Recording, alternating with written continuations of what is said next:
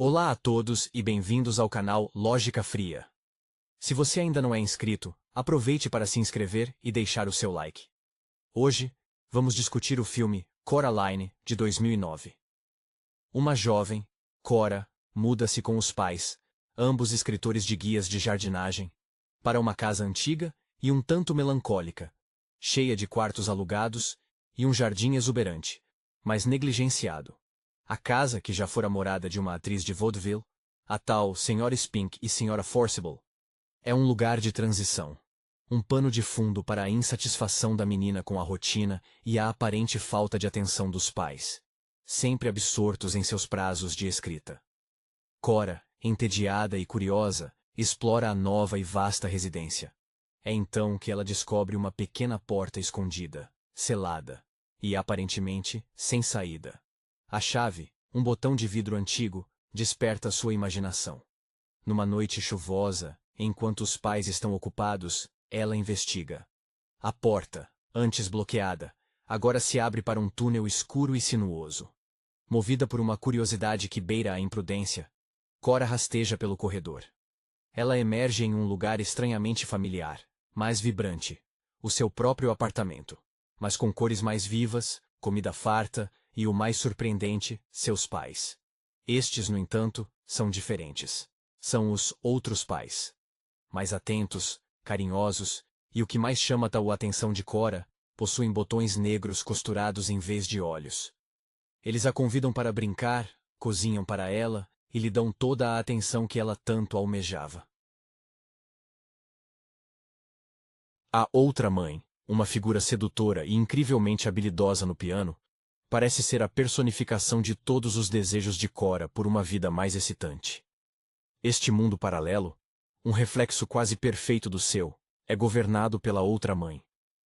Cora passa algum tempo nesse ambiente de fantasia, onde até mesmo a vizinha excêntrica, a Sra. Spink, uma ex-atriz que sonhava com o estrelato teatral, e o vizinho russo, Sr. Bobinsky, que alega treinar ratos para apresentações de circo, parecem mais vibrantes e interessantes.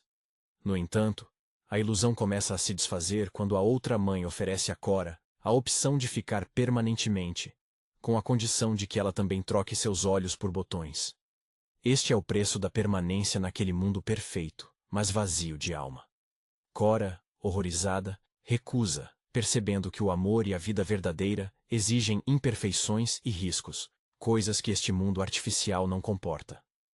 A outra mãe, revelando sua verdadeira natureza, transforma-se em uma criatura ameaçadora, uma aranha esquelética e mágica, determinada a aprisionar Cora para sempre e devorar sua alma.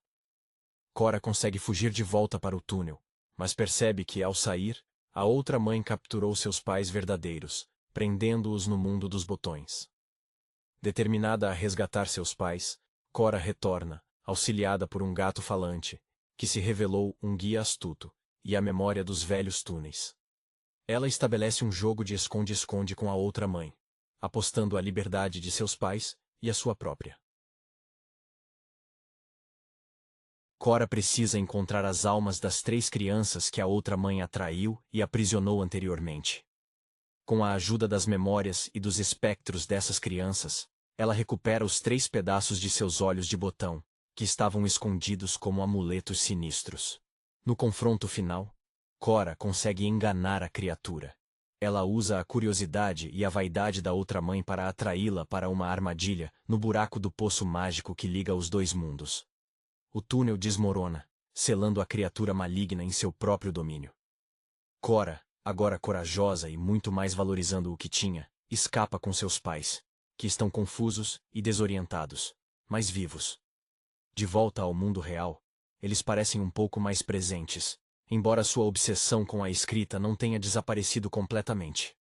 A última provação é lidar com a cabeça da bruxa maligna, que a outra mãe usou como decoração, e que agora jaz no jardim. Cora, com a ajuda do gato, consegue se livrar da cabeça, garantindo que a porta para o outro lado permaneça trancada para sempre, e finalmente abraça a beleza e a complexidade de sua vida, mesmo que imperfeita. A jovem Coralina, ou Cora, como era chamada com carinho, sentia o peso da mudança. A casa nova, um casarão vitoriano com um toque gótico, parecia engolir a pouca luz que ousava penetrar suas janelas empoeiradas. Seus pais, com a cabeça enterrada nos manuscritos sobre bromélias raras e podas de roseiras, eram sombras ausentes. A frustração da menina, que ansiava por aventura e reconhecimento, ecoava nos corredores vazios. Ela via o mundo através das lentes da fantasia, talvez por influência inconsciente dos contos que a vizinha, a melancólica senhora Spink, recitava sobre seu passado no teatro decadente, um palco onde sonhos desmoronavam como papel machê velho. A descoberta da pequena porta foi um lampejo de esperança. Escondida atrás de um papel de parede desbotado, ela representava um convite irrecusável para escapar da monotonia cinzenta. Quando a noite chegou, e o som da chuva abafava os ruídos da casa, Cora cedeu à tentação. O túnel era frio e cheirava a terra úmida, uma passagem que a levava, não para um lugar novo, mas para uma versão hiperreal e enganadora do seu próprio lar. O mundo dos botões era uma armadilha sedutora. Os outros pais eram a caricatura perfeita do que ela desejava.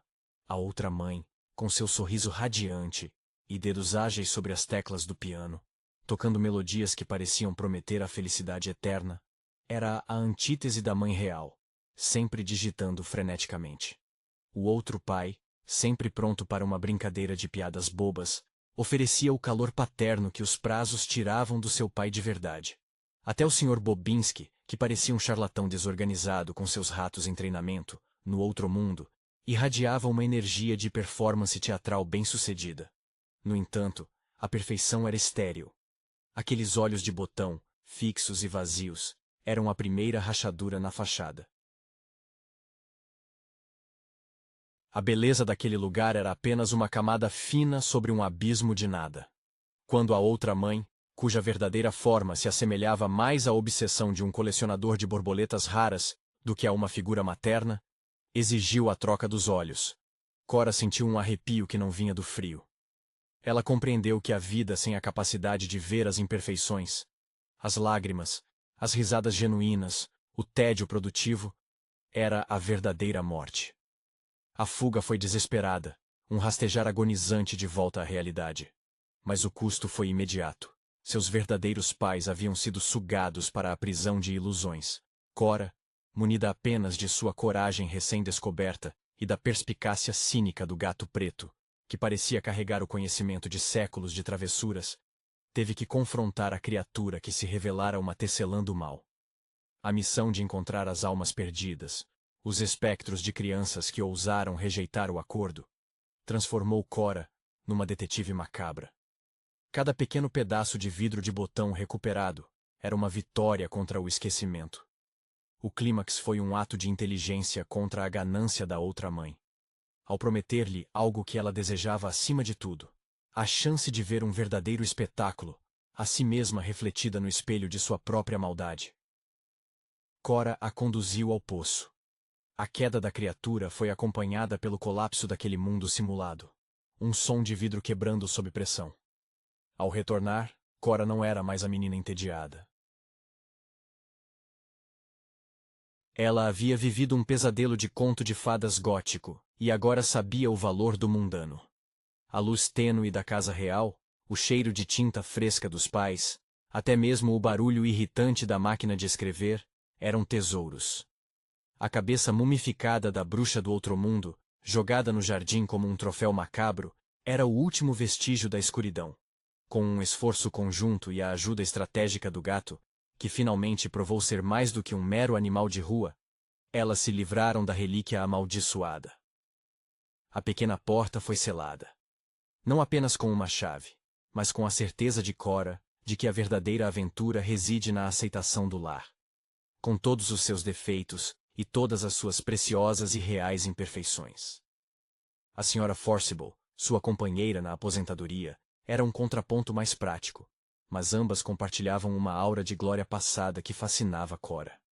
A chave, um botão de vidro liso e frio, parecia carregar um segredo antigo. A outra mãe, cujo talento pianístico rivalizava com qualquer virtuose que Cora pudesse imaginar, personificava o fascínio do espetáculo, do palco sempre iluminado.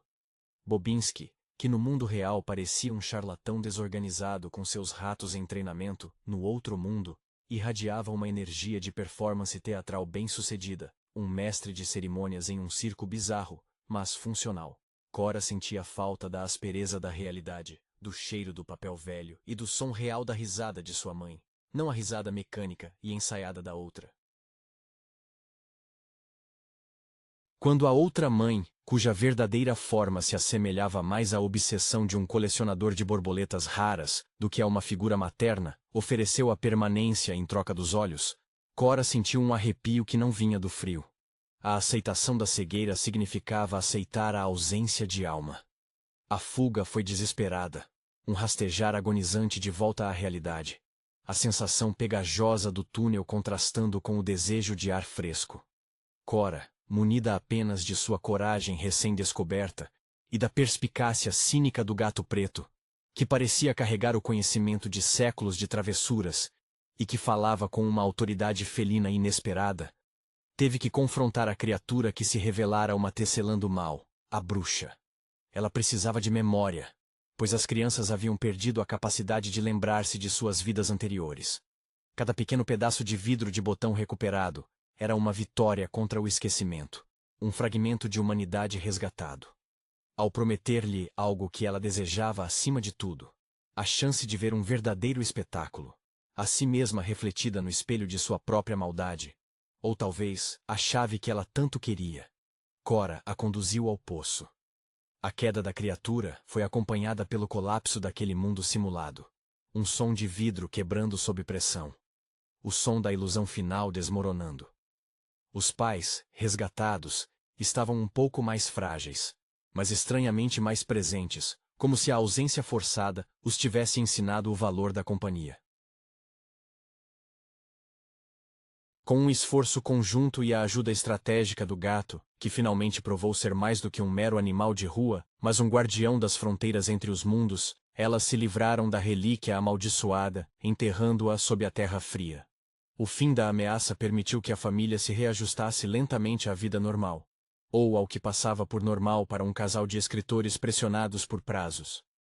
Cora, transformada pela provação, observava seus pais com um olhar renovado, percebendo as pequenas idiosincrasias que antes a irritavam como falhas, mas que agora reconhecia como traços de autenticidade. Ela entendia a dedicação deles ao trabalho, a maneira como se perdiam nas frases sobre botânica, pois agora ela também tinha sua própria obsessão: manter o mundo real, seguro e fechado. A pequena porta, agora apenas uma marca na madeira velha, permanecia trancada com o máximo cuidado. Cora guardava a chave, o botão de vidro que a levou ao abismo, como um talismã sombrio. Ela aprendeu que o tédio era um luxo, um sinal de que nada de terrível estava prestes a acontecer. No entanto, a memória do outro mundo não desapareceu totalmente. Ela se infiltrava em seus sonhos, nas sombras alongadas dos móveis e no silêncio opressor das noites de outono. O gato, que continuava a aparecer nas proximidades da casa, assumiu o papel de um silencioso guardião. Cora nunca mais o viu falando, mas a maneira como ele a encarava, com olhos que pareciam saber demais, sugeria que sua aliança era eterna.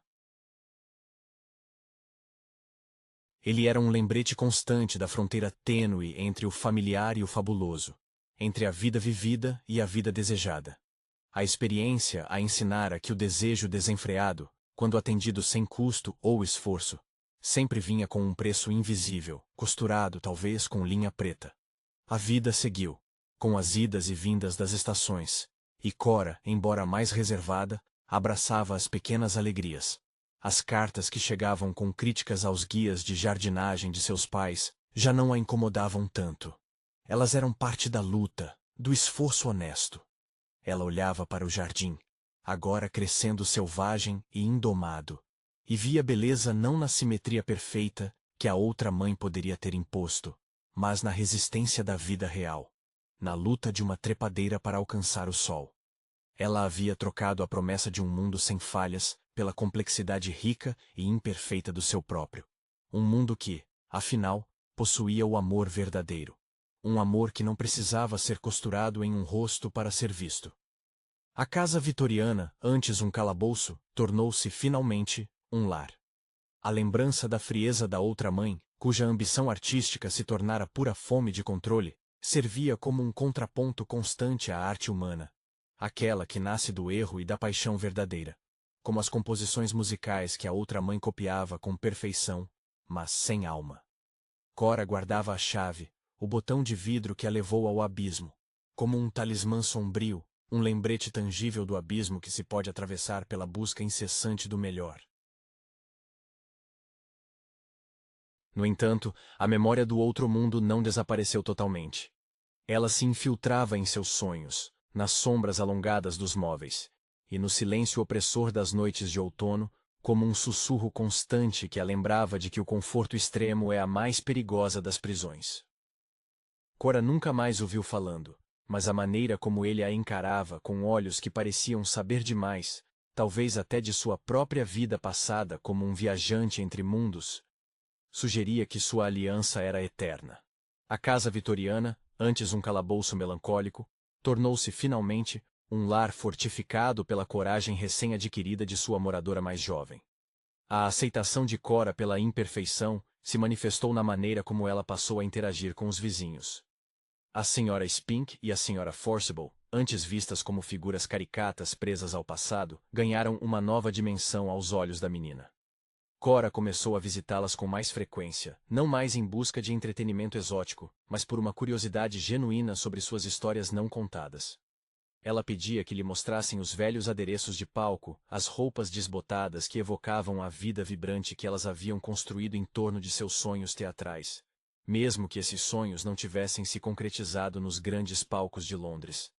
Havia uma dignidade na resiliência daquelas senhoras, uma luta contínua contra o esquecimento, que Cora agora admirava profundamente. Era a autenticidade da luta que faltava no mundo polido da outra mãe. O Sr. Bobinski, por outro lado, continuou sendo uma figura enigmática. No mundo real, seus ratos nunca pareciam ensaiados para nada que se assemelhasse a uma apresentação. Mas Cora passava a observá-lo de longe, imaginando o que o impulsionava a manter a fachada de um mestre de circo fracassado. Talvez, pensava ela, ele também tivesse encontrado seu próprio pequeno mundo paralelo de ilusões para lidar com a realidade decepcionante. Essa nova capacidade de empatia, de enxergar além da superfície, uma habilidade que os botões teriam roubado para sempre, era o verdadeiro prêmio da sua jornada. Os pais de Cora, lentamente, também pareciam despertar de um torpor. A experiência de terem sido presos, mesmo que inconscientemente, pareceu-lhes dar um sobressalto.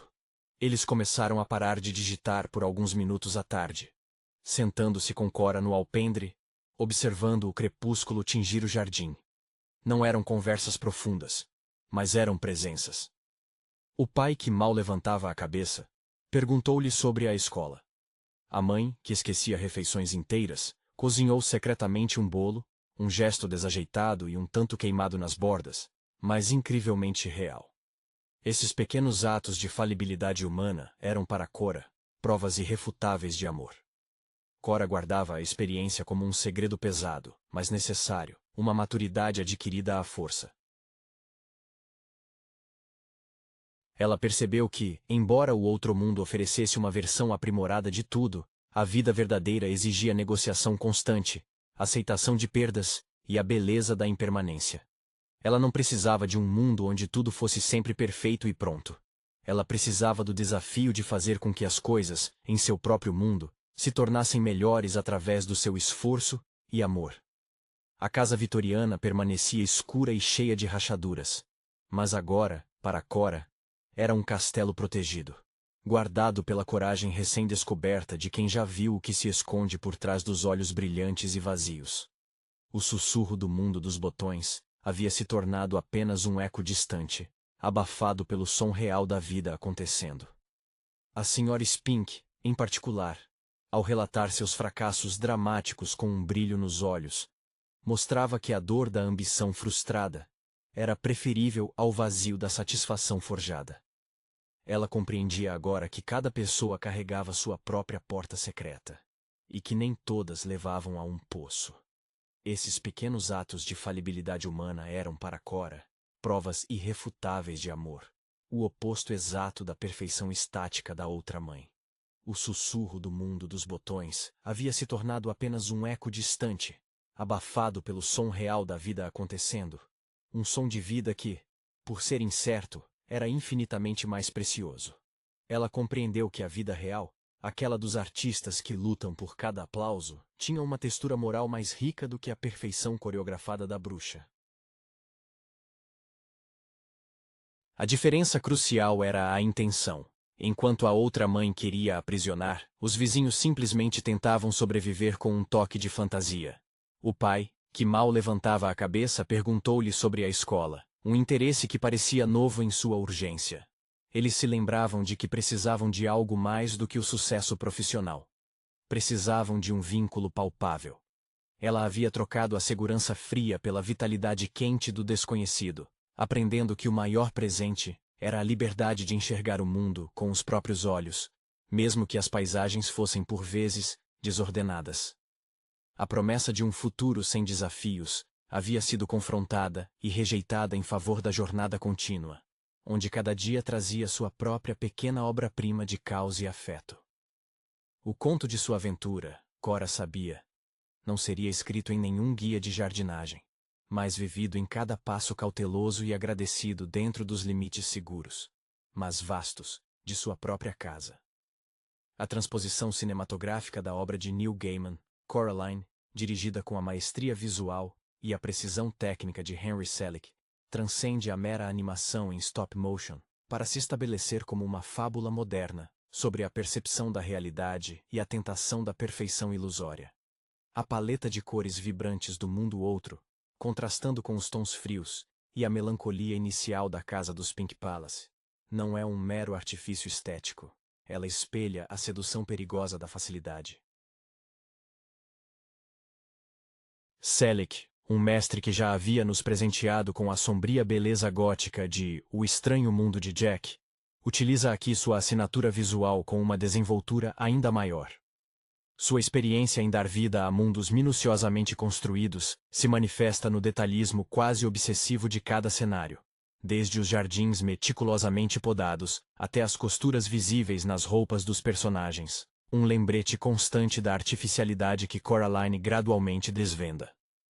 A jornada da jovem protagonista é essencialmente um rito de passagem psicológico. Coraline Jones, uma menina recém-chegada a um ambiente novo e negligenciada por pais absorvidos em seus trabalhos, encarna a ânsia infantil por atenção incondicional e um mundo que se curve aos seus desejos. Sua insatisfação inicial é o motor que a impulsiona através do pequeno túnel escondido, uma passagem que remete aos labirintos arquetípicos do inconsciente. A figura central da antagonista, a outra mãe, é uma construção fascinante de controle e desejo materno distorcido. Ela não é apenas uma bruxa. Ela é a personificação do desejo de ser vista, amada e servida sem a complexidade inerente às relações humanas reais. Seus botões costurados sobre os olhos são o símbolo máximo da cegueira voluntária que o mundo outro exige. Aceitar uma vida sem profundidade em troca de prazer imediato e validação constante. Gaiman, em sua escrita, e Selick, em sua representação visual, exploram a ideia de que a liberdade reside na imperfeição, na bagunça inerente à vida vivida autenticamente. A trilha sonora, pontuada pelas composições etéreas e, por vezes, ameaçadoras de Bruno Coulet, serve como um guia emocional para a audiência. As melodias alegres do mundo outro logo se tornam dissonantes, prenunciando o horror que se esconde sob a superfície açucarada.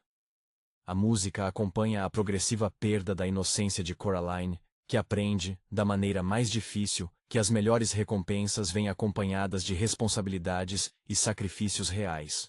Os personagens secundários, como os excêntricos vizinhos e, crucialmente, o gato falante, oferecem contrapontos importantes.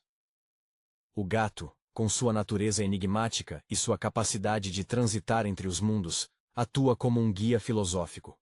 Um lembrete de que a magia reside na adaptação e na astúcia, não na mera aceitação passiva.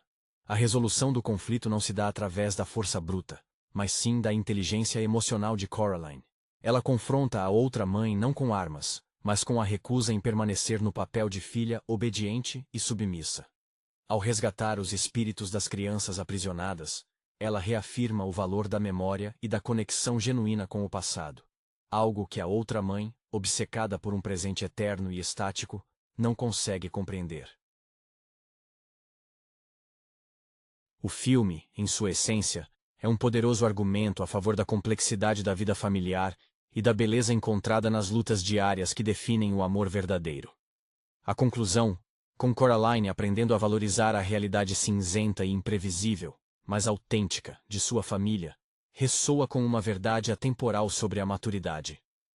A plasticidade quase palpável dos bonecos e cenários, uma marca registrada do trabalho de Selick que ecoa a herança visual de Ray Harryhausen, confere ao filme uma textura tátil que magnetiza o olhar.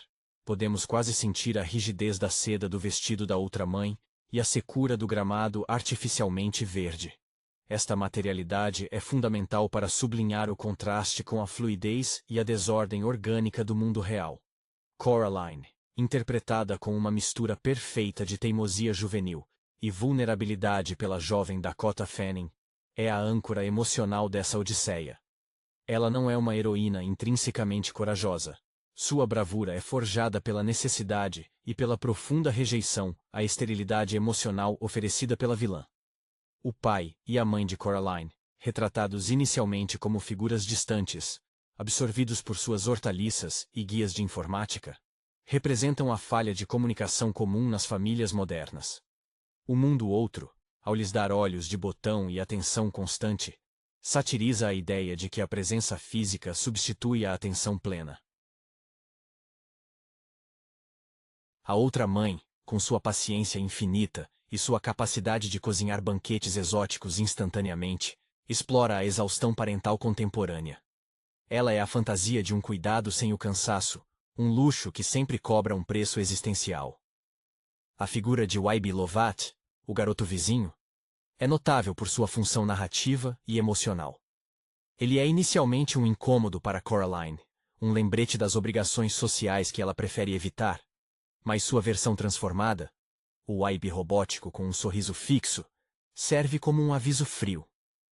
Ele é o que acontece quando a individualidade é totalmente suprimida pela ilusão da felicidade imposta.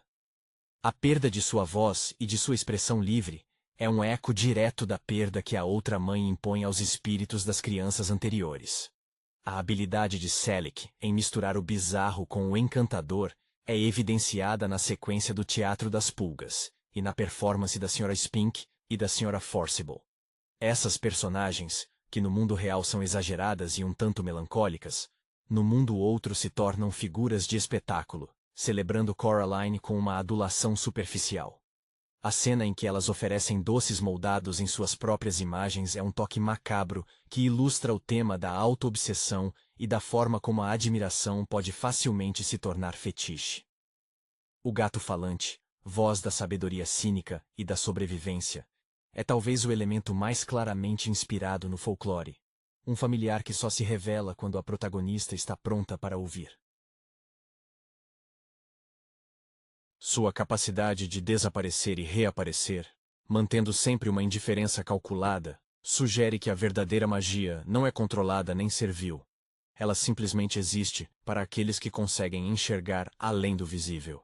Ele personifica a liberdade de não precisar pertencer a lugar algum para ser essencial. A redenção final de Coraline não é apenas a libertação física, mas uma vitória moral. Ela reconhece que as imperfeições da sua casa, o barulho dos pais trabalhando e até mesmo a frustração inicial com o novo lar, são os selos da autenticidade. O filme conclui assim, que a vida plena não é a ausência de problemas, mas sim o engajamento ativo com a realidade, por mais tediosa ou desafiadora que ela se apresente, rejeitando o conforto mortal de uma existência costurada e predeterminada. A maestria com que Selick conduz o espectador pela transição tonal do filme é um estudo em manipulação emocional. A cor azul, que domina as primeiras cenas de Coraline no mundo real, o vestido, o céu nublado, evoca uma melancolia juvenil, uma tela em branco esperando ser preenchida. Quando ela atravessa a porta, o azul dá lugar aos rosas elétricos, amarelos cintilantes e verdes quase fluorescentes do outro mundo. Essa saturação cromática é a própria promessa de novidade. Um bombardeio sensorial que anestesia o senso crítico da menina. A outra mãe, a Beldam, se revela não apenas como uma entidade malévola, mas como uma predadora que entende a psicologia da carência.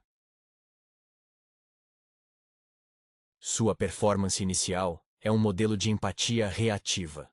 Ela antecipa cada desejo de Coraline, desde a comida favorita até a validação constante, refletindo o espelho perfeito que toda criança, em algum momento, anseia. A concessão dos botões é o clímax dessa performance. É o momento em que Coraline assina, simbolicamente, o contrato de desistência de sua identidade. Botões no lugar dos olhos significam a renúncia à visão complexa, a profundidade emocional que permite distinguir o real do falso. É crucial notar a inspiração que permeia a obra de Gaiman e Selick, remetendo a contos de fadas mais antigos, como os Irmãos Grimm, onde a atração pela casinha de doces ou pela figura acolhedora esconde um apetite voraz. Diferente das histórias antigas, onde a maldade era explícita, aqui a maldade se veste de conforto e conveniência. O mundo outro é, em sua essência, um limbo de potencialidade não realizado. Tudo é perfeito, mas nada cresce ou evolui. Os biscoitos nunca acabam. As flores são eternas, mas são estáticas. Essa estagnação é o que Coraline, mesmo imersa na tentação, começa a sentir como uma prisão. A desorganização barulhenta de seus pais, que antes a irritava, torna-se o som da vida verdadeira, do fluxo contínuo da existência. A performance de Dakota Fanning em dar voz à crescente desconfiança de Coraline é notável. No início, sua voz é impaciente e ligeiramente irritada com o mundo adulto. Gradualmente, ela se torna firme e decidida. A coragem de Coraline emerge da sua capacidade de reconhecer o sofrimento alheio, as lágrimas silenciosas dos espíritos aprisionados. É o ato de empatia por fantasmas que a capacita a lutar contra a entidade que só consegue se importar consigo mesma. O gato falante, com sua atitude de observador superior, fornece o alívio cômico necessário, mas sua função é mais profunda. Ele representa a liberdade desapegada. Por não ter um outro, já que é ele quem decide quando falar, ele está imune à sedução da outra mãe. Ele pode entrar e sair do mundo da ilusão porque sua verdade não está atrelada a ele. A cena final, onde Coraline precisa atrair a outra mãe para fora do túnel, selando o portal, é um triunfo da agilidade mental sobre a força bruta. Ela usa o objeto mais precioso do outro mundo, a ilusão da mãe perfeita, para atrair a criatura para o mundo real, um lugar onde suas regras artificiais não se sustentam. Ao destruir a chave, Coraline não está apenas fechando uma porta. Ela está afirmando a soberania de seu espaço emocional e familiar, aceitando a bagunça rica e imperfeita que a espera no Palácio Rosa. A aceitação da realidade imperfeita, tema central do filme, estende-se sutilmente à figura do pai de Coraline, que no mundo outro se transforma em um pianista talentoso, subitamente dotado de uma habilidade que lhe faltava no mundo real. Essa transformação destaca a maneira como a ilusão explora as frustrações não resolvidas das vidas adultas também. O pai real, embora distraído, possui uma gentileza inerente. O pai falso é um autômato performático, cujo talento é meramente um adereço da sedução da outra mãe. Essa dualidade permite a Coraline compreender que a excelência forçada carece de alma, enquanto a mediocridade honesta carrega o peso da autenticidade. A música do pai real, ainda que desajeitada, é a música da sua própria casa, um som que pertence àquele lugar, diferentemente das sinfonias polidas e vazias do outro mundo. A exploração da textura e da materialidade, uma marca indelével da cinematografia de Selick, atinge seu ápice na representação da outra mãe em sua forma verdadeira. Um esqueleto esguio coberto por uma pele escura e pegajosa, a Beldam. O contraste entre a beleza plástica da ilusão e a feiura orgânica da sua verdadeira natureza é um choque visceral. O ato de costurar os olhos das crianças mortas, transformando-as em bonecas que servem à sua vontade, é a metáfora definitiva da exploração da criatividade e da infância. A outra mãe não quer apenas filhas. Ela quer objetos colecionáveis que reforcem seu poder. Ela é a crítica definitiva ao consumismo emocional, onde o afeto é transacionado por subserviência e a individualidade é sacrificada em nome de uma estética agradável. O papel de Wybie, o garoto do lado de fora que se torna a isca e o aliado improvável, merece uma análise mais aprofundada. Ele representa a conexão externa que Coraline inicialmente rejeita por considerá-la irritante. No entanto, é através da sua ausência no outro mundo, e da sua versão espectral manipulada, que Coraline percebe o valor da interação social desajeitada. Sua existência no mundo real é uma garantia de que há vida lá fora, fora do controle da pequena esfera de influência do Palácio Rosa. A coragem de Coraline, ao final, é solidificada pela necessidade de salvar Wybie, transformando a busca egocêntrica por atenção em um ato altruísta de resgate. O elemento final de superação é a lição sobre a memória. Os espíritos das crianças perdidas só podem ser libertados quando Coraline se lembra de algo pessoal sobre eles, algo que a outra mãe não possui: o contexto humano de suas vidas. A memória de um brinquedo, o nome de um pai, o hábito de cantarolar, são esses fragmentos de realidade que corroem a ilusão da perfeição. A outra mãe, focada apenas em manter a superfície intacta, não consegue lidar com a profundidade da experiência humana. Coraline, ao recuperar esses fragmentos, demonstra que a verdadeira conexão reside na recordação, no reconhecimento da história individual, algo que o eterno e estático outro mundo não pode oferecer.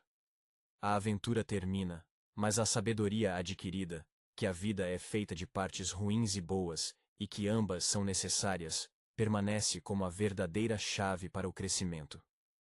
A simbologia da chave, o objeto que abre e fecha a passagem entre as realidades, é um dos dispositivos narrativos mais potentes do filme.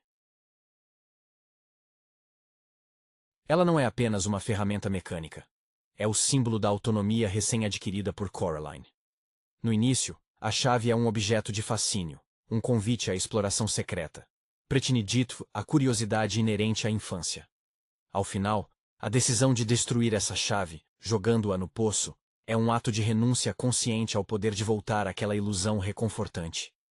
É a escolha pela responsabilidade e pela dificuldade da vida real, em detrimento do conforto manipulador. O poço, por sua vez, funciona como o limbo final. O lugar onde o potencial perigoso deve ser enterrado para garantir a segurança do presente. A escuridão e a profundidade do poço contrastam com a luminosidade superficial do outro mundo, sugerindo que a segurança verdadeira reside na aceitação do desconhecido e do abismo, em vez de na superfície polida.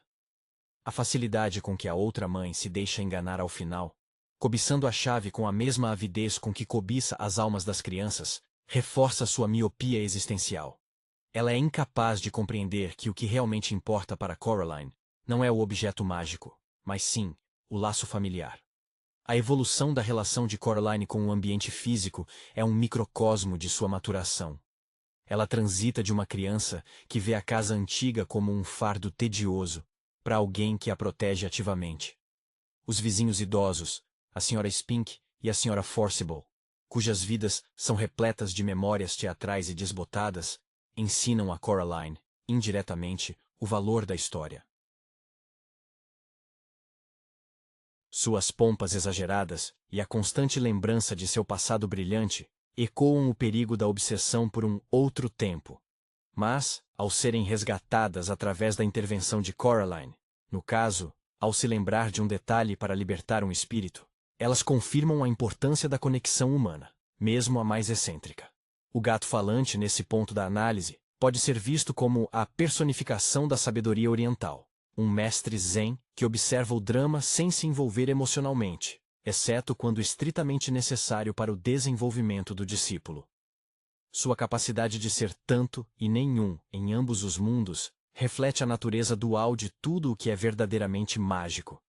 Existe, mas só se manifesta para quem está disposto a aceitar sua ambiguidade. Sua indiferença é, na verdade, uma forma de respeito pela jornada alheia. Coraline é, portanto, mais do que um filme de terror infantil. É uma meditação sobre o desejo de ser compreendido, sem o esforço de se comunicar. A lição final, transmitida pela animação vibrante e pelas escolhas visuais ousadas de Selick, é que a vida autêntica exige trabalho. Exige aceitação da imperfeição. E, crucialmente, exige o sacrifício da ilusão fácil em prol do amor verdadeiro. Mesmo que esse amor venha embrulhado em pais distraídos e um clima melancólico de Oregon. A reverberação do sucesso de Coraline no imaginário cultural reside em sua capacidade de usar o aparato visual fantástico para dissecar a ansiedade da modernidade, especificamente a sensação de inadequação e negligência que muitas crianças enfrentam em um mundo hiperconectado, mas emocionalmente distante. A saturação visual, característica de Selick, não é apenas um banquete para os olhos, mas um comentário sobre o excesso de estímulos que procuramos para preencher o vazio da conexão genuína. A performance de Dakota Fanning captura com precisão a transição de uma pré-adolescente entediada para uma jovem resiliente. Sua Coraline inicial é reativa, movida pela irritação. A verdadeira heroína emerge quando ela se torna proativa, forçada a inventar soluções para problemas que parecem insolúveis, como o quebra-cabeça da chave e a manipulação da outra mãe. Essa proatividade é a semente da maturidade. A ameaça da outra mãe não reside em sua capacidade de matar, mas em sua capacidade de apagar. Ela não deseja a morte violenta. Ela deseja a assimilação completa, a transformação da criança curiosa em um objeto estático e permanentemente feliz, como os espíritos anteriores que agora giram no carrossel ilusório. Essa passividade forçada é um terror mais profundo para uma mente jovem e inquieta do que qualquer monstro físico.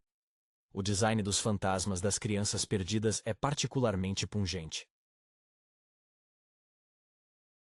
Eles não são espectros ameaçadores, mas figuras infantis, tristes e silenciosas, presas em um estado perpétuo de desejo não realizado. O fato de Coraline precisar de lembranças humanas para salvá-los enfatiza que a humanidade reside nos detalhes contextuais, nas histórias que nos conectam ao mundo real, e não na perfeição estética. A figura do gato, mais uma vez, é a âncora da lógica irônica.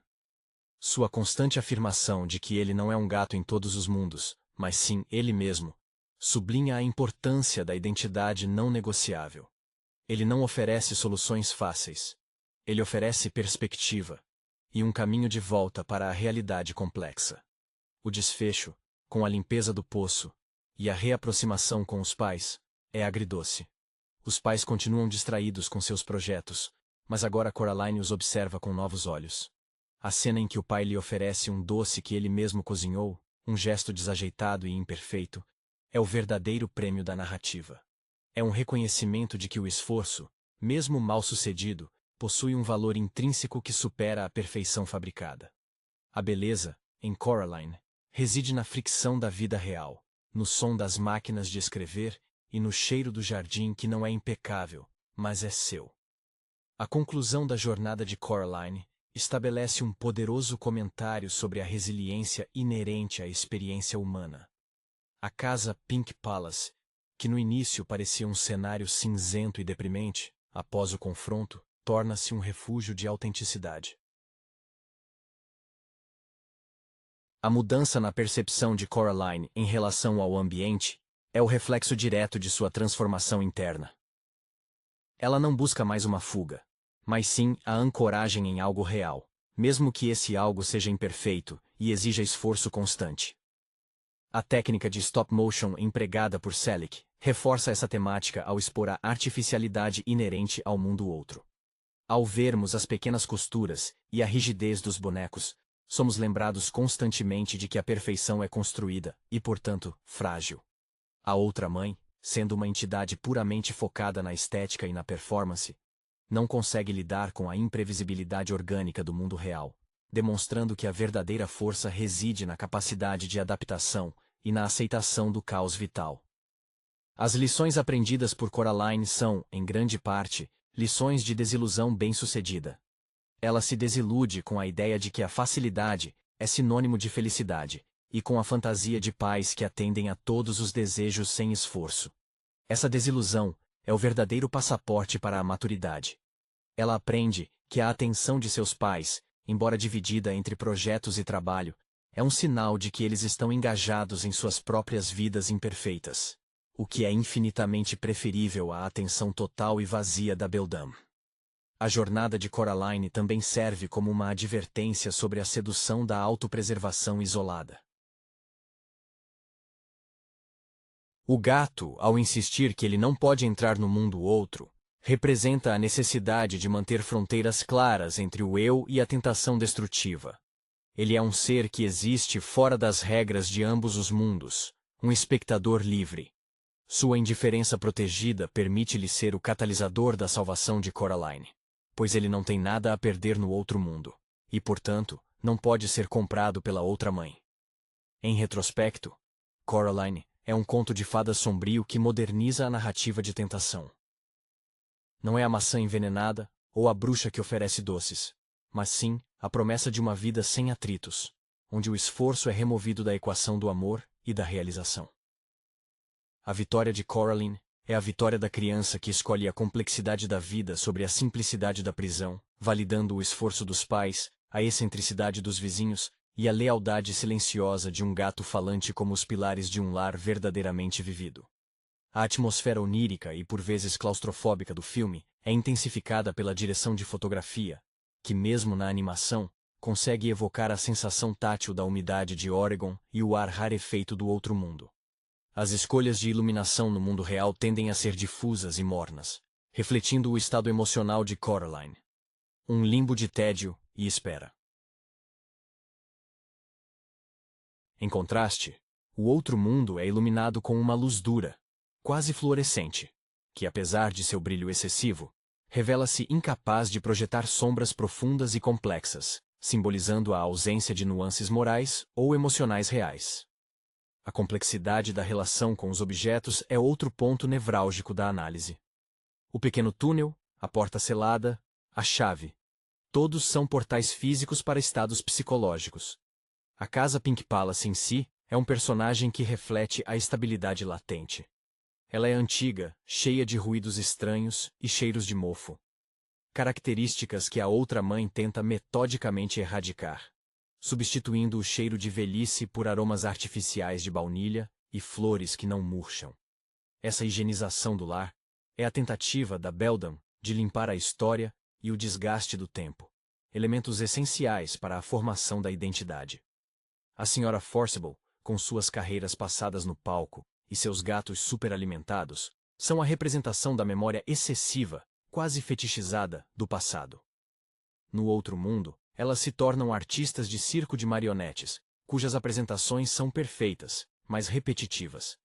Elas oferecem a Coraline uma visão de como o apego a uma glória passada pode se tornar uma prisão, embora suas intenções genuínas no mundo real sirvam como um contraponto necessário à frieza da outra mãe, que só se interessa por Coraline enquanto ela for uma novidade. A maestria de Henry Selick em manipular a escala também é fundamental. A casa parece maior e mais opressiva no início para Coraline, uma criança que se sente pequena e insignificante. Ao crescer emocionalmente, ela enxerga a casa de forma mais proporcionada, capaz de navegar por seus cantos e segredos. A dimensão do outro mundo, embora grandiosa em sua falsa opulência, sempre parece artificialmente vazia, amplificada para mascarar a falta de substância. O gato, ao final, demonstra sua utilidade máxima ao ajudar Coraline a recuperar o olho da menina fantasma, provando que a lealdade não é medida pela obediência, mas pelo reconhecimento da luta do outro. Ele é o único ser que transita entre os mundos, sem ser seduzido por qualquer um deles, pois sua lealdade reside em sua própria natureza felina, não em um contrato social ou emocional. Coraline celebra, assim, a difícil arte de encontrar o lar, não em um lugar perfeito, mas na aceitação corajosa do ambiente que nos molda, com todas as suas rachaduras e imperfeições. A ressonância duradoura de Coraline advém de sua habilidade em transformar o medo infantil do abandono em uma exploração complexa da autonomia. A beleza sutil do filme reside no fato de que a arma mais eficaz de Coraline contra a tirania da outra mãe não é um artefato mágico, mas sua própria capacidade de sentir e de lembrar. Habilidades que a beldam, por ser uma entidade puramente sedutora e não criadora, jamais poderia replicar ou compreender integralmente. A forma como Coraline maneja a verdade dos sentimentos, mesmo os dolorosos, é o que a salva. A representação da negligência parental é tratada com delicadeza perigosa. Os pais reais estão fisicamente presentes, mas mentalmente ausentes, imersos em suas próprias paixões profissionais. Este estado de semipresença é o vácuo que a outra mãe preenche com sua presença avassaladora e perfeita. Ela oferece a ilusão de que o amor é igual à atenção ininterrupta, um conceito sedutor para qualquer criança que anseia por ser o centro exclusivo do universo de seus cuidadores. A ironia é que, ao conseguir essa atenção total, Coraline perde a si mesma. A crítica à superficialidade atinge seu clímax na cena do show das senhoras Spink e Forcible, no outro mundo. Ali, elas celebram Coraline com um entusiasmo histérico, mas vazio. A performance é coreografada para a adoração, e não para a arte. Isso espelha a própria outra mãe, que transforma a maternidade em um espetáculo contínuo de satisfação instantânea. A beleza do mundo real, com suas flores que morrem e seus vizinhos excêntricos que tropeçam em suas palavras, ganha valor precisamente porque exige esforço para ser apreciada e compreendida. O gato falante funciona como um espelho moral para Coraline. Sua capacidade de se comunicar em ambos os mundos, mas de escolher não se engajar completamente em nenhum, demonstra a liberdade de ser um observador crítico. Ele não é um amigo no sentido convencional, ele é um guardião da realidade. Ele não oferece conforto fácil, mas sim a dura verdade. Para sobreviver à ilusão, é preciso entender suas regras, e então, quebrá-las com astúcia. Sua indiferença aparente mascara uma lealdade profunda à integridade da existência. O clímax no poço, onde a outra mãe, em sua forma grotesca, tenta reaver a chave, é um triunfo da perspectiva. Coraline, agora investida de sabedoria, usa a própria obsessão da vilã, a posse do objeto que garante o controle, como isca. A destruição da chave não é um ato de destruição física, mas um ato de soberania pessoal. É declarar que o caminho de volta para a segurança ilusória está permanentemente fechado. A vida, com seus desafios e a necessidade de consertar o que está quebrado, é finalmente aceita como a única forma viável de existência plena. A escolha final de Coraline em abraçar a realidade imperfeita da vida com seus pais, mesmo com a constante distração deles, ressalta um amadurecimento profundo. O mundo real, com suas cores menos saturadas e suas tensões familiares, torna-se um porto seguro precisamente porque é o único lugar onde sua existência é merecida e não concedida como um prêmio. A outra mãe oferecia um amor incondicional, mas esse amor vinha com a condição explícita de anulação da identidade, uma troca que a criança, após a experiência, reconhece como o preço mais alto de todos. A maestria técnica de Selick, ao retratar a deterioração do outro mundo após a recusa de Coraline, é visualmente aterrorizante. A perfeição cede lugar à decomposição acelerada, um efeito que sugere que a ilusão não tem sustentação própria. Ela só existe enquanto é alimentada pela aceitação do observador. As flores de papel se desfazem, os jardins perdem o brilho, e a própria casa começa a expor suas estruturas esqueléticas, revelando a natureza da beldame como uma criatura que habita a decadência, vestida temporariamente com o verniz da beleza. A inocência perdida de Coraline não é uma tragédia, mas sim um ganho essencial.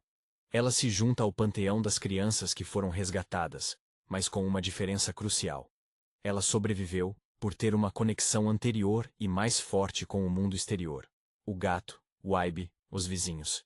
Que a outra mãe não conseguiu cortar inteiramente. Enquanto os outros espíritos pareciam satisfeitos em apenas serem lembrados, Coraline luta ativamente para retornar ao seu contexto, demonstrando que a memória e a conexão social são formas de resistência contra o isolamento sedutor. O arco do gato é a lição final sobre o desapego funcional.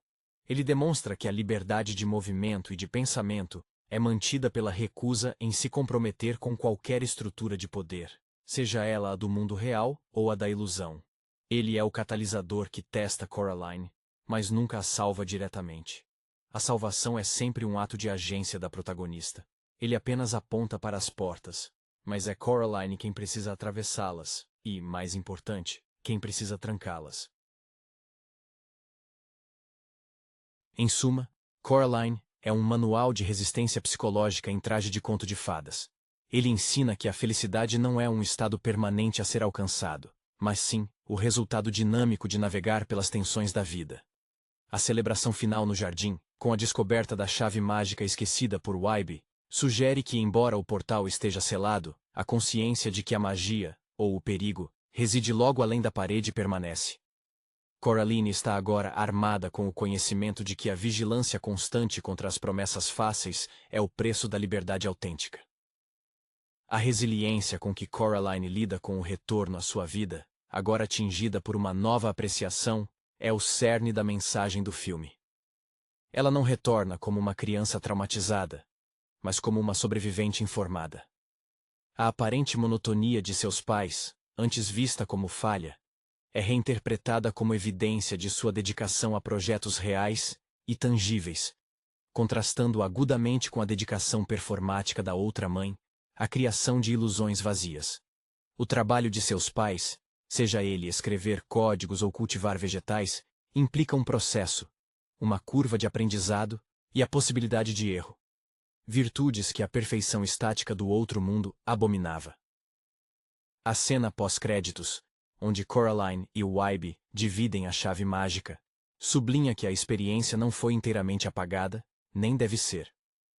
A chave, agora inativa, torna-se um talismã, um lembrete físico da batalha travada. A decisão de entregá-la a Wybie, um jovem que Coraline inicialmente considerava um fardo, solidifica o tema da conexão comunitária. Wybie, o excluído social no início, torna-se o guardião compartilhado do segredo, estabelecendo um laço de cumplicidade que transcende o mero vizinhança. A performance de Bruno Collet na trilha sonora atinge seu ponto mais melancólico e triunfante na conclusão. As melodias que acompanhavam Coraline no mundo real, repletas de cordas suaves e um tom ligeiramente lamentoso, retornam com uma nova calorosidade. Elas indicam aceitação, um reconhecimento de que a vida, em sua forma mais autêntica, exige uma certa dose de resignação melancólica, mas que essa resignação é compensada por momentos de genuína alegria e afeto. Visualmente, a maneira como Selick trata o clima é emblemática. A chuva persistente de Oregon, que no início parecia apenas deprimente, agora confere uma textura úmida e orgânica ao ambiente, uma sensação que o outro mundo, com sua seca artificialmente controlada, nunca poderia oferecer. A água escorrendo pelas janelas do Pink Palace funciona como uma purificação, lavando o espectro da artificialidade. A outra mãe, em sua essência, representa o perigo do desejo não mediado. Ela é a manifestação do nosso próprio impulso de querer a versão simplificada e esterilizada de nossas vidas. O filme de Selick, baseado na prosa gótica e moderna de Gaiman, serve como um contraponto necessário a essa mentalidade, insistindo que o valor da experiência humana reside justamente nas fissuras, nas interrupções e no esforço incessante para amar e compreender aqueles que são fundamentalmente diferentes de nós, como seus pais, e não em aceitar uma réplica perfeita e mortífera. Coraline, ao fim, se torna a heroína que valoriza a bagunça, a imperfeição e o preço da liberdade. A complexa interconexão entre a animação em stop motion e a psique da protagonista atinge seu auge na representação da mão esquelética da Beldam. Esta entidade mecânica, que emerge da lareira para perseguir Coraline no túnel, é a personificação da obsessão controladora da vilã. Ela não é apenas um apêndice de ameaça. Ela é a ferramenta de trabalho da criadora, desenhada com juntas rígidas e uma garra fina e inexorável, que evoca agulhas de costura e instrumentos cirúrgicos. Essa mão simboliza a tentativa de consertar e moldar Coraline à força, costurando-lhe uma nova conformidade no tecido de sua própria realidade. A rigidez da mão contrasta violentamente com a flexibilidade e a fluidez do gato. Enquanto a mão da Beldam tenta agarrar e imobilizar, o gato se contorce em espaços impossíveis, deslizando como fumaça. demonstrando que a verdadeira liberdade é maleável, enquanto a tirania é intrinsecamente inflexível e previsível. Essa dicotomia visual, a articulação perfeita versus a fluidez caótica, mapeia a luta interna de Coraline entre a ordem imposta e a vida desordenada.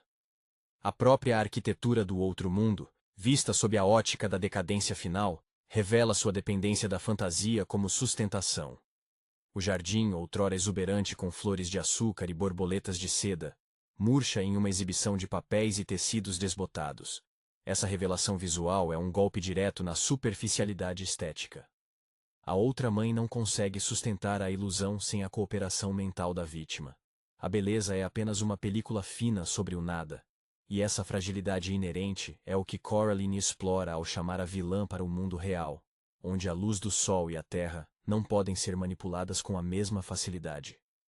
O relacionamento de Coraline com o perigo se transforma de medo reativo em manejo estratégico.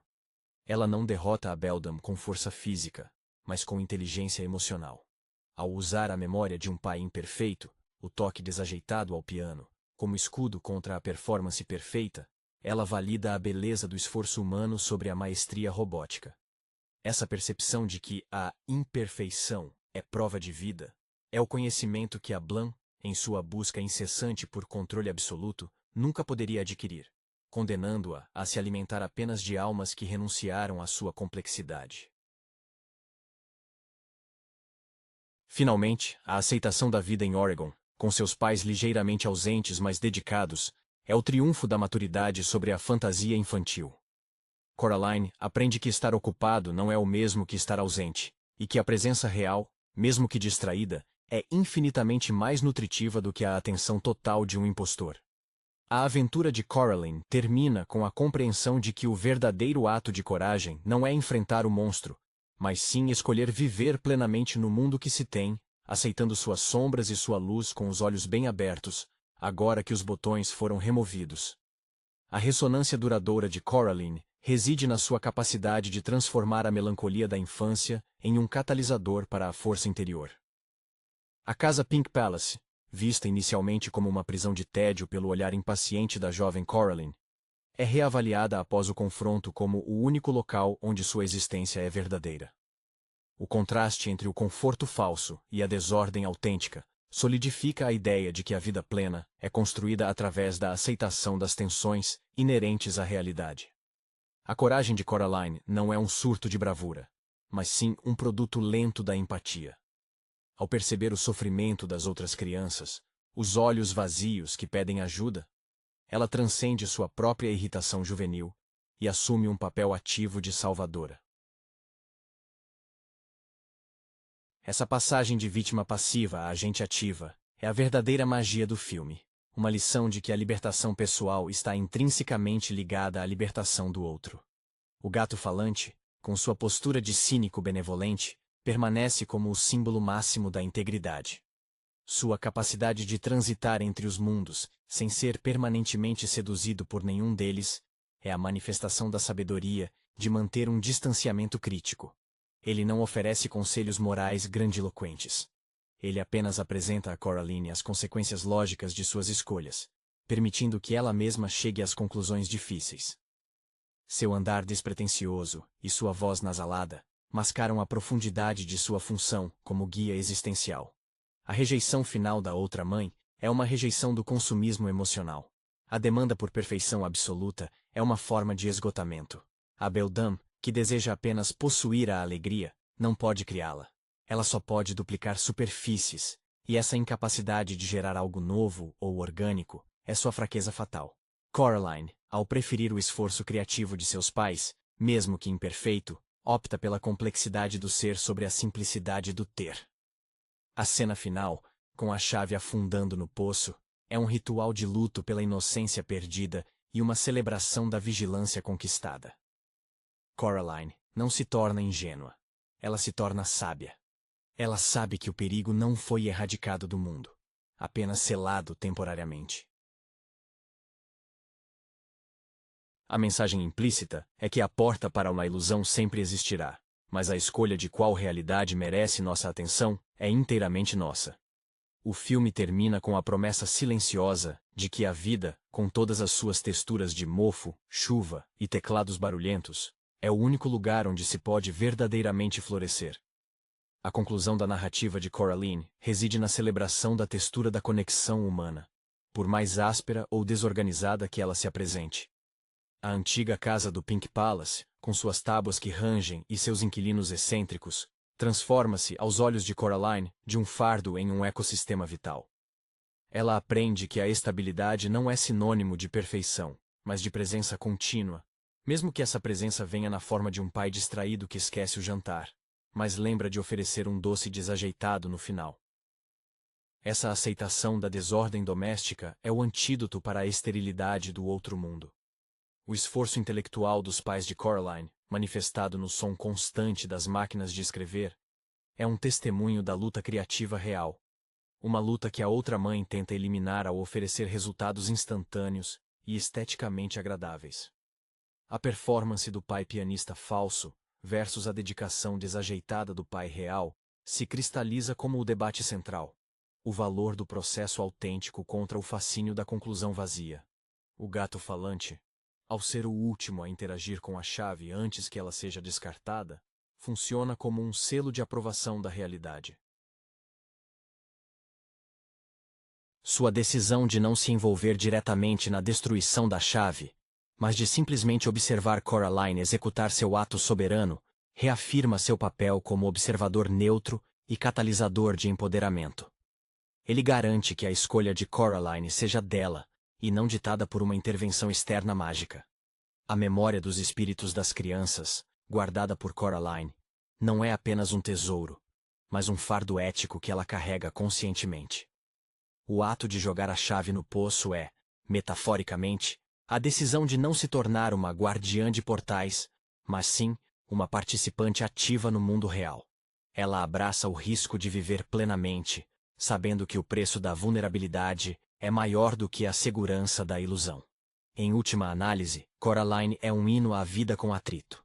A animação, com sua materialidade palpável, o feltro das roupas, o brilho viscoso da beldame, a fofura dos gatos, nos lembra que a experiência humana é sensorial e frequentemente desconfortável. A beleza do filme reside na sua recusa em simplificar a vida da protagonista. Ela é forçada a crescer, a se sujar e a lutar, garantindo que sua vitória não seja apenas a fuga de um pesadelo, mas a conquista de uma realidade mais rica, tecida com os fios da imperfeição e do amor genuíno. Olá a todos e bem-vindos ao canal Lógica Fria. Se você ainda não é inscrito, aproveite para se inscrever e deixar o seu like. Hoje, vamos discutir o filme Coraline, de 2009. Uma jovem, Cora, muda-se com os pais, ambos escritores de guias de jardinagem, para uma casa antiga e um tanto melancólica, cheia de quartos alugados e um jardim exuberante, mas negligenciado. A casa, que já fora morada de uma atriz de vaudeville, a tal Sra. Spink e Sra. Forcible, é um lugar de transição. Um pano de fundo para a insatisfação da menina com a rotina e a aparente falta de atenção dos pais, sempre absortos em seus prazos de escrita. Cora, entediada e curiosa, explora a nova e vasta residência. É então que ela descobre uma pequena porta escondida, selada, e aparentemente sem saída. A chave, um botão de vidro antigo, desperta sua imaginação. Numa noite chuvosa, enquanto os pais estão ocupados, ela investiga. A porta, antes bloqueada, agora se abre para um túnel escuro e sinuoso. Movida por uma curiosidade que beira a imprudência, Cora rasteja pelo corredor. Ela emerge em um lugar estranhamente familiar, mais vibrante, o seu próprio apartamento, mas com cores mais vivas, comida farta e, o mais surpreendente, seus pais. Estes, no entanto, são diferentes. São os outros pais. Mais atentos, carinhosos, e o que mais chama a atenção de Cora, possuem botões negros costurados em vez de olhos. Eles a convidam para brincar, cozinham para ela e lhe dão toda a atenção que ela tanto almejava. A outra mãe, uma figura sedutora e incrivelmente habilidosa no piano, parece ser a personificação de todos os desejos de Cora por uma vida mais excitante. Este mundo paralelo, um reflexo quase perfeito do seu, é governado pela outra mãe. Cora passa algum tempo nesse ambiente de fantasia, onde até mesmo a vizinha excêntrica, a senhora Spink, uma ex-atriz que sonhava com o estrelato teatral, e o vizinho russo, Sr. Bobinski, que alega treinar ratos para apresentações de circo, parecem mais vibrantes e interessantes. No entanto, a ilusão começa a se desfazer quando a outra mãe oferece a Cora a opção de ficar permanentemente, com a condição de que ela também troque seus olhos por botões. Este é o preço da permanência naquele mundo perfeito, mas vazio de alma. Cora, horrorizada, recusa, percebendo que o amor e a vida verdadeira exigem imperfeições e riscos, coisas que este mundo artificial não comporta. A outra mãe, revelando sua verdadeira natureza, transforma-se em uma criatura ameaçadora, uma aranha esquelética e mágica, determinada a aprisionar Cora para sempre e devorar sua alma. Cora consegue fugir de volta para o túnel, mas percebe que, ao sair, a outra mãe capturou seus pais verdadeiros, prendendo-os no mundo dos botões. Determinada a resgatar seus pais, Cora retorna, auxiliada por um gato falante, que se revelou um guia astuto, e a memória dos velhos túneis. Ela estabelece um jogo de esconde-esconde com a outra mãe, apostando a liberdade de seus pais e a sua própria. Cora precisa encontrar as almas das 3 crianças que a outra mãe atraiu e aprisionou anteriormente. Com a ajuda das memórias e dos espectros dessas crianças, ela recupera os 3 pedaços de seus olhos de botão, que estavam escondidos como amuletos sinistros. No confronto final, Cora consegue enganar a criatura. Ela usa a curiosidade e a vaidade da outra mãe para atraí-la para uma armadilha no buraco do poço mágico que liga os 2 mundos. O túnel desmorona, selando a criatura maligna em seu próprio domínio. Cora, agora corajosa e muito mais valorizando o que tinha, escapa com seus pais, que estão confusos e desorientados, mas vivos. De volta ao mundo real, eles parecem um pouco mais presentes, embora sua obsessão com a escrita não tenha desaparecido completamente. A última provação é lidar com a cabeça da bruxa maligna, que a outra mãe usou como decoração, e que agora jaz no jardim. Cora, com a ajuda do gato, consegue se livrar da cabeça, garantindo que a porta para o outro lado permaneça trancada para sempre, e finalmente abraça a beleza e a complexidade de sua vida, mesmo que imperfeita. A jovem Coralina, ou Cora, como era chamada com carinho, sentia o peso da mudança. A casa nova, um casarão vitoriano com um toque gótico, parecia engolir a pouca luz que ousava penetrar suas janelas empoeiradas. Seus pais, com a cabeça enterrada nos manuscritos sobre bromélias raras e podas de roseiras, eram sombras ausentes. A frustração da menina, que ansiava por aventura e reconhecimento, ecoava nos corredores vazios. Ela via o mundo através das lentes da fantasia, talvez por influência inconsciente dos contos que a vizinha, a melancólica senhora Spink, recitava sobre seu passado no teatro decadente, um palco onde sonhos desmoronavam como papel machê velho. A descoberta da pequena porta foi um lampejo de esperança. Escondida atrás de um papel de parede desbotado, ela representava um convite irrecusável para escapar da monotonia cinzenta. Quando a noite chegou, e o som da chuva abafava os ruídos da casa, Cora cedeu à tentação. O túnel era frio e cheirava a terra úmida, uma passagem que a levava, não para um lugar novo, mas para uma versão hiperreal e enganadora do seu próprio lar. O mundo dos botões era uma armadilha sedutora. Os outros pais eram a caricatura perfeita do que ela desejava. A outra mãe, com seu sorriso radiante e dedos ágeis sobre as teclas do piano, tocando melodias que pareciam prometer a felicidade eterna, era a antítese da mãe real, sempre digitando freneticamente. O outro pai, sempre pronto para uma brincadeira de piadas bobas, oferecia o calor paterno que os prazos tiravam do seu pai de verdade. Até o Sr. Bobinski, que parecia um charlatão desorganizado com seus ratos em treinamento, no outro mundo, irradiava uma energia de performance teatral bem-sucedida. No entanto, a perfeição era estéril.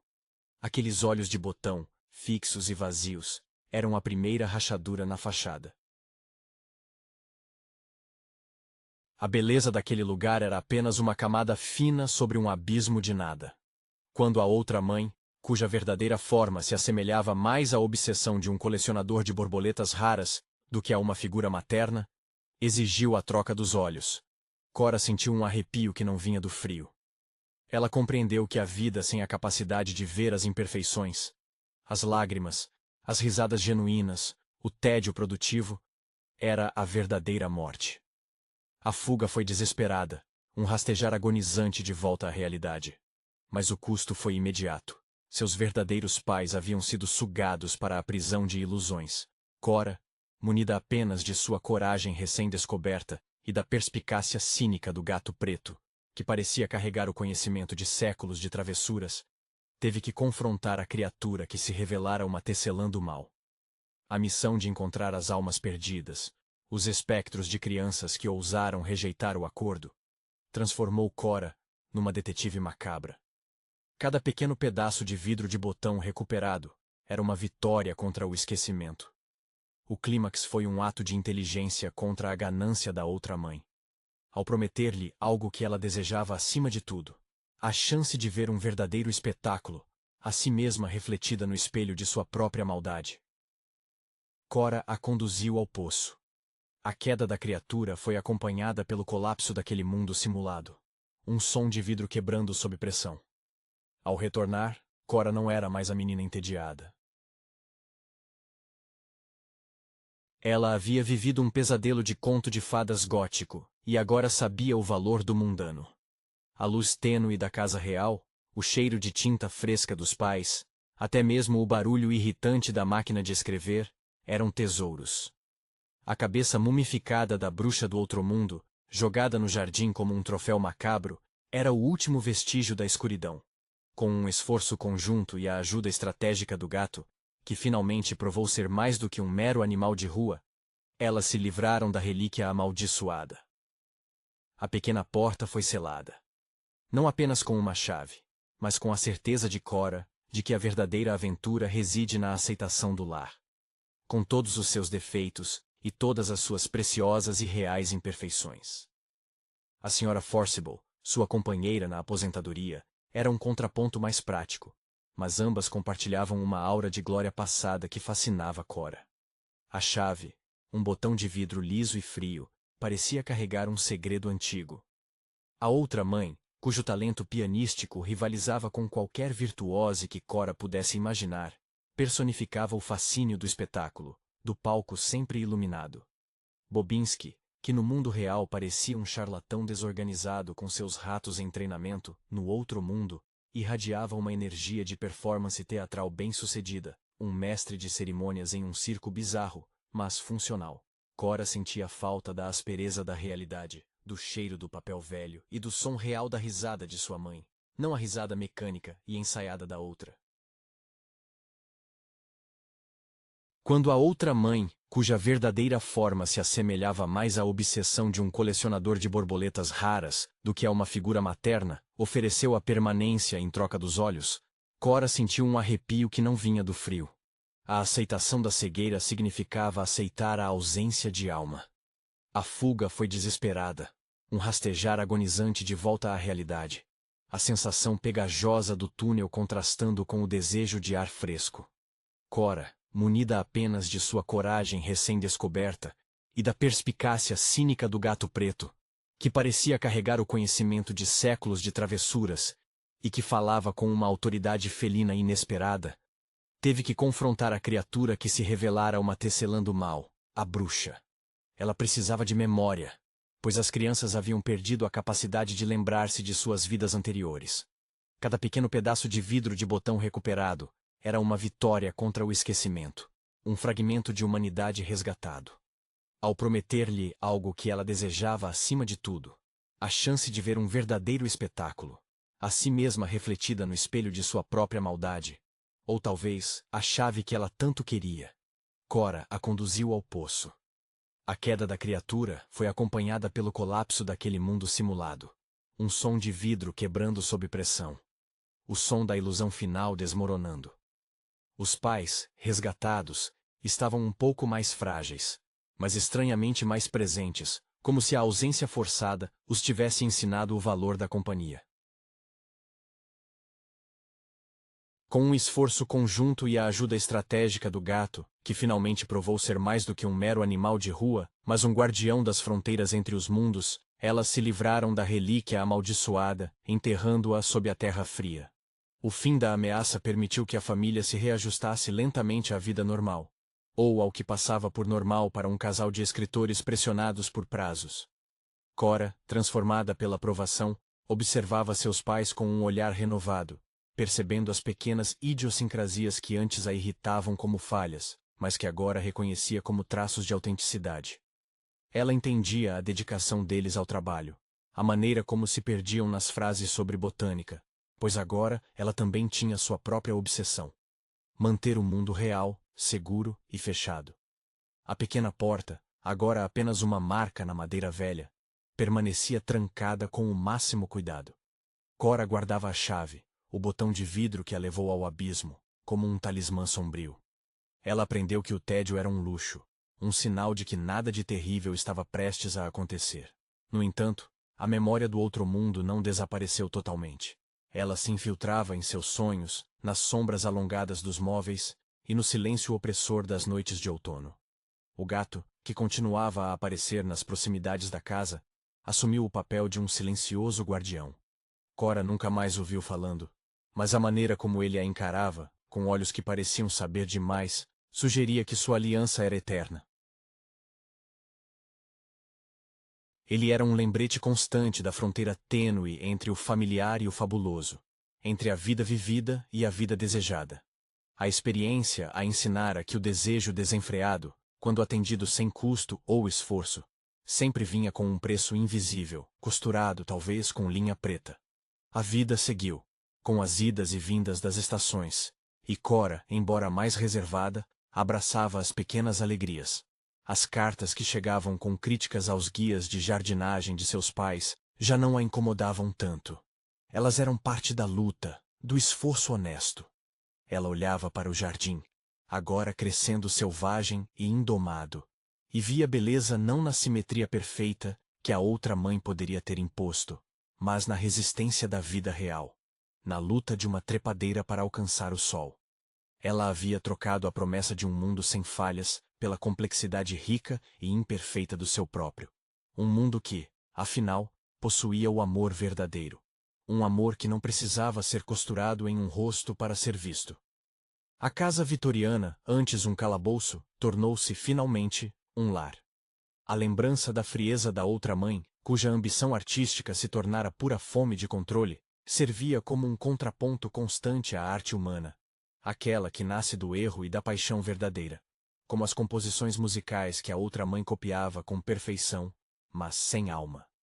Cora guardava a chave, o botão de vidro que a levou ao abismo, como um talismã sombrio, um lembrete tangível do abismo que se pode atravessar pela busca incessante do melhor. No entanto, a memória do outro mundo não desapareceu totalmente. Ela se infiltrava em seus sonhos, nas sombras alongadas dos móveis, e no silêncio opressor das noites de outono, como um sussurro constante que a lembrava de que o conforto extremo é a mais perigosa das prisões. Cora nunca mais o viu falando, mas a maneira como ele a encarava com olhos que pareciam